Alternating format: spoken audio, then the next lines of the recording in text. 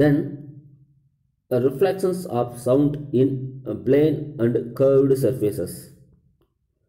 சமதள மற்றும் வளைவான பகுதிகளில் ஒளி எதிரொலிப்பு நிகழ்தல்.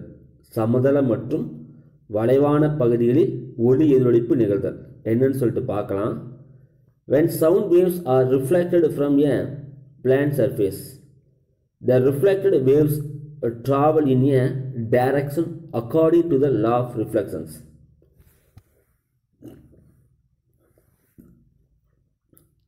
Listen. When sound waves are reflected from a plane surface, the reflected waves travel in a direction according to the law of reflection. என்னங்க sir, ஒளி அலைகள் சமதளமான பரப்புகளில் பட்டு எதிரொலிக்கும் பொழுது ஒளி எதிரொலிப்பு விதிகளுக்கு ஏற்ப பரவுகின்றன. அதாவது ஒரு சமதளமான பரப்பு இருக்கு, அந்த பரப்பில் என்ன பண்ணுது, ஒளியானது படும். அப்படி படும் பொழுது கண்டிப்பாக என்ன பண்ணும், ரிஃப்ளெக்ட் பண்ணும் இல்லைங்களா, ஒளி எதிரொலிப்பு நிகழும். இந்த எதிரொலிப்பு நிகழ்தல் என்பது லாஸ் ஆஃப் ரிஃப்ளெக்ஷன்ஸ், ஒளி எதிரொலிப்பு விதிகளுக்கு ஏற்ப என்ன பண்ணும், சமதள பரப்புகளில் ஒளிப்பட்டு எதிரொலிக்கும் அப்படின்னு சொல்லி கொடுத்துருக்காங்க. Then the intensity of the reflected wave is neither decreased nor increased. The intensity of the reflected wave is neither decreased nor increased. என்னங்க சார், ஒரு சமதளமான பரப்புகளில் ஒளியானது பட்டு எதிரொலிக்கும் பொழுது ஒளி அலைகளுடைய செறிவு கூடுவதோ அல்லது குறைவதோ இல்லை. இங்க என்ன சொல்ல வராங்கன்னா, ஒன்றும் இல்லை, ஒரு சமதளமான பரப்புகளில் ஒளி படும் பொழுது அந்த ஒளி என்ன பண்ணும், கண்டிப்பாக சமதளமான பரப்புகளில் பட்டு எதிரொலிக்கும். அப்படி எதிரொலிக்கும் பொழுது அவற்றின் செறிவு என்ன பண்ணது, கண்டிப்பாக ஒன்று இன்க்ரீஸ் ஆகவும் செய்யாது அல்லது டிக்ரீஸ் ஆகவும் செய்யாது, குறைவதோ கூடுவதோ இல்லை. Then but when the sound waves are reflected from the curved surfaces, the intensity of the reflected waves is changed. Listen. But when the sound waves are reflected from the curved surfaces, the intensity of the reflected waves is changed. என்னங்க sir, ஆனால் வளைவான பரப்புகளில் ஒளிப்பட்டு மோதி எதிரொலிக்கும் பொழுது அதன் செறிவு மாறுகின்றன. கவனிங்க, இங்க என்ன சொல்றாங்கன்னா, கர்வ்டு சர்ஃபேஸ் நம்ம பார்த்துருக்கோம் இல்லையா, வளைவான பகுதி இல்லையா, அந்த வளைவான பகுதியில் ஒளியானது பட்டு எதிரொலிக்கும் பொழுது கண்டிப்பாக என்ன பண்ணும், அந்த செறிவில் மாற்றங்கள் ஏற்படும் அப்படின்னு சொல்லி கொடுத்துருக்காங்க. தென் என்னங்க சார் சேஞ்ச் ஆகும் என்னன்னு சொல்லிட்டு பார்க்கலாம். When reflected from a convex surfaces, the reflected waves are diverged out and the intensity is decreased. Listen. When reflected from a convex surface, the reflected waves are diverged out and the intensity is decreased ன்னு சொல்லி கொடுத்துருக்காங்க. இங்க என்ன sir சொல்ல வராங்க, convex surface நமக்கு தெரியும், அதுக்கான மீனிங் பார்த்தீங்கன்னா குவிந்த பகுதி. குவிந்த பகுதிகளில் ஒளியானது மோதி எதிரொலிக்கும் பொழுது எதிரொலித்த அலைகள் விரிவடைந்து செல்கின்றன. கவனிங்க, தெளிவாக கவனிக்கணும். அதாவது என்ன சொல்ல வராங்கன்னா, குவிந்த பகுதிகளில் ஒளி என்ன பண்ணும், மோதி எதிரொலிக்கும் பொழுது எதிரொலித்த அலைகள் விரிவடைந்து என்ன பண்ணும், செல்கின்றன. தென் அடுத்து பார்த்தீங்கன்னா என்ன சார் சொல்ல வராங்க பாருங்க. When sound is reflected from a concave surface, the reflected waves are converged and focused at a point. First என்ன பார்த்தோம், குவிந்த பகுதியை பற்றி பார்த்தோம். தென் அங்கே கண்டிப்பாக என்ன பண்ண, ஒளி பட்டு எதிரொலிக்கும் பொழுது விரிவடைந்து செல்லும். தென் அதனுடைய கான்சன்ட்ரேஷன் எப்படி கேட்கலாம், டிகிரீஸாக இருக்கும், செறிவு குறைவாக இருக்கும். ஓகேங்களா, இதையும் நீங்கள் மைண்டில் வச்சுக்கணும். தென் அதான் இன்டென்சிட்டி என்ன சொல்கிறாங்க, இந்த இடத்துல நம்மளுக்கு செறிவுன்னு சொல்லுவோம் இல்லைங்களா. ஒரு குவிந்த பகுதியில் வந்து ஒளியானது மோதி எதிரொலிக்கும் பொழுது அந்த எதிரொலித்த அலைகள் வந்து விரிவடைந்து செல்லும். அது மட்டும் இல்லாமல் அதோடைய செறிவு எப்படிக்கு நம்மளுக்கு குறைவாக இருக்கும். தென் அடுத்து பார்த்தீங்கன்னா என்ன பார்க்க போகிறோம், கான்கேவ் சர்ஃபேஸை பற்றி பார்க்க போகிறோம். கான்கேவ் என்ன சார், குழிவான பகுதி. தெளிவாக நோட் பண்ணி வச்சுக்கோங்க. கான்வெக்ஸ்னா குவிந்த பகுதி, கான்கேவ்னா குழிவான பகுதி. இங்கே என்ன சொல்கிறான்னு சொல்லிட்டு பார்க்கலாம். எகைன் ஒன் டைம் ரீகால் பண்ணுறோம், கவனிங்க. when sound is reflected from a concave surface, the reflected waves are converged and focused at a point na குழிவான பகுதிகளில் ஒளியானது மோதி எதிரொலிக்கும் பொழுது எதிரொலித்த அலைகள் ஒரு புள்ளியில் குவிக்கப்படும். அதாவது குழிவான பகுதியில் என்ன பண்ணுதுன்னா ஆக்சுவலா ஒளியானது மோதி எதிரொலிக்கும் பொழுது அந்த எதிரொலித்த அலைகள் என்ன பண்ணும், ஒரு குறிப்பிட்ட புள்ளியில் ஆக்சுவலா குவிக்கப்படும். சரிங்களா? தென் அடுத்து பாருங்க. So the intensity of reflected waves is concentrated at a point. இங்க என்ன சொல்ல வராங்கன்னா எதிரொலித்த கதிர்கள் செறிவும் ஒரு புள்ளியில் குவிக்கப்படுகின்றன.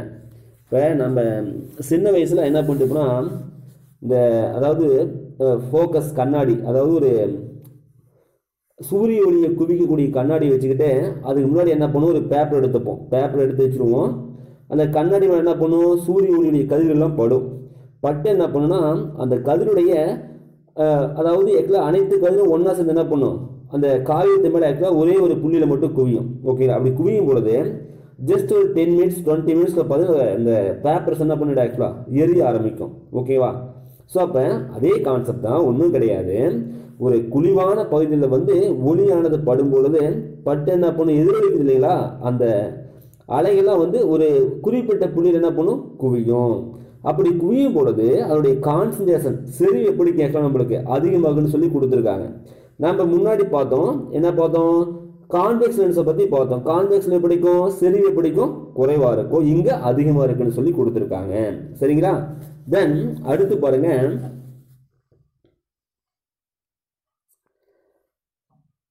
parabolic surfaces are used when it is required to focus the sound at a particular point. parabolic surface என்னங்க சார்? parabolic surface ஒன்றும் கிடையாது. மீன்ஸ் அதாவது என்ன சொல்றாங்க இந்த இடத்துல, வளைவான பகுதின்னு சொல்லலாம். ஓகேவா? வளைவான பகுதி parabolic surfaceனா வளைவான பகுதின்னு சொல்லுவோம். நோட் பண்ணி வச்சுக்கோங்க. இங்கே என்ன சொல்றான்னு சொல்லிட்டு பார்க்கலாம். நான் ஒன் டைம் ரீகால் பண்ணுற பாருங்க. Parabolic surfaces are used when it is required to focus the sound at a particular point. ஒளியை ஒரு குறிப்பிட்ட புள்ளியில் குவிக்க வேண்டிய தேவைகள் இருந்தால் மட்டுமே வளைவான எதிரொலிக்கும் பகுதியில் பயன்படுத்தப்படுகின்றன. ஒன்றும் இல்லை, அதாவது ஒரு குறிப்பிட்ட புள்ளியில் என்ன பண்ணணும், ஒளியை நம்ம குவிக்கணும். ஸோ அப்படிப்பட்ட தேவைகள் இருந்தால் மட்டும் என்ன பண்ணலான்னு கேட்டீங்கன்னா வளைவான எதிரொலிக்கக்கூடிய பகுதியில் பயன்படுத்தப்படுகின்றன. parabolic surfaceனா தெளிவாக நோட் பண்ணி வச்சுக்கோங்க, வளைவான பகுதி. இப்போ ஒரு இடத்துல நான் ஒளியை குவிக்கணும், அப்போ நான் என்ன பண்ணலாம், இந்த பேராபோலிக் கேட்கலாம்.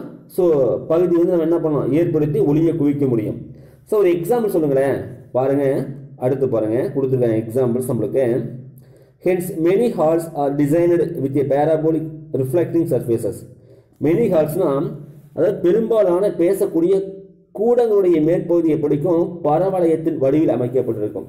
ஓகேங்களா? வளைவான பகுதி மீன்ஸ் பரவளையம் போன்று காணப்படும் வச்சுக்கோங்களேன். அப்போ என்ன சொல்கிறாங்க, இப்போ மீட்டிங் ஹால்ஸு, இம்பார்ட்டன்ட் செமினார்ஸ் நடக்கக்கூடிய ஹால்ஸ்லாம் பார்த்தீங்கன்னா அந்த பேராபோலிக் டிசைனில் தான் நம்மளுக்கு என்ன பண்ணிருப்பாங்க ஆக்சுவலாக இருக்கும் அந்த ஹால்ஸ்.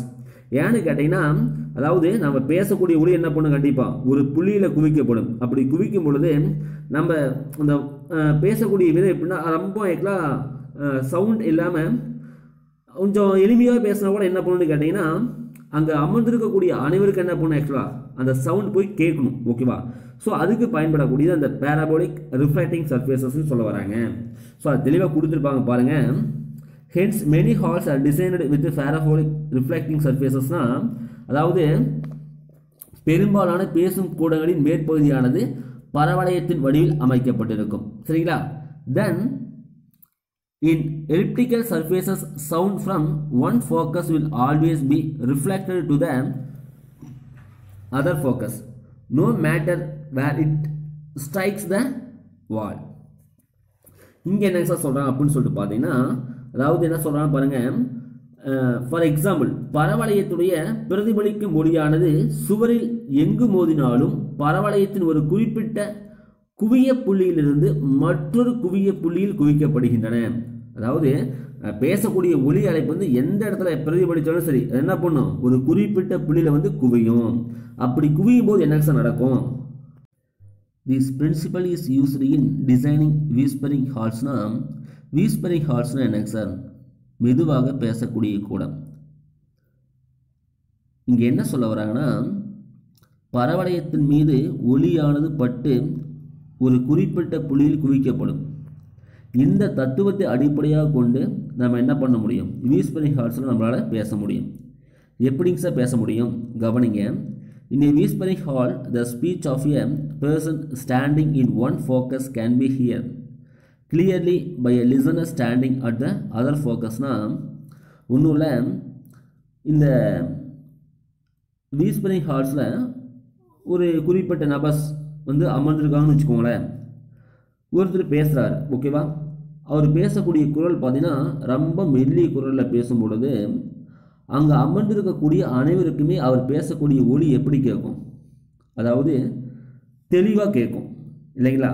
என்ன ரீசன் பார்த்தீங்கன்னா, வீஸ்பரிங் ஹார்ட்ஸ் என்ன சொல்லிருக்கோம், மெதுவாக பேசக்கூடிய கூடம் தான். பட் அந்த கூடை எப்படி அமைத்திருப்பாங்கன்னு கேட்டிங்கன்னா, பரவளையத்துடைய வடிவில் அமைக்கப்பட்டிருக்கும். பரவளையம், ஓகேங்களா. ஸோ பேராபோலிக் சர்ஃபேஸ் அந்த கான்செப்டில் வந்து அந்த கூடத்தை அமைத்திருப்பாங்க. அங்கே என்ன நடக்குதுன்னு கேட்டிங்கன்னா, பேசக்கூடிய ஒலியானது என்ன பண்ணும், மீண்டும் மீண்டும் பட்டு ஒரு குறிப்பிட்ட புள்ளியில் குவியும், ஓகேவா. அப்படி குவியும் பொழுது பேசக்கூடிய நபருடைய ஒலி என்ன பண்ணும், அங்கே இருக்கக்கூடியவங்களுக்கு தெளிவாக கேட்கும். ஸோ இதை சொல்லக்கூடிய கான்செப்ட் தான் இந்த reflections of sound in plane and curved surfaces டாப்பிக்கில் நம்மளுக்கு கொடுத்துருக்காங்க. தென் அடுத்து பார்த்தீங்கன்னா என்ன சார் பார்க்க போகிறோம் அப்படின்னு சொல்லிட்டு பார்க்கும்போது எக்கோஸ், எதிரொலிகளை பற்றி நம்ம பார்க்க போகிறோம்.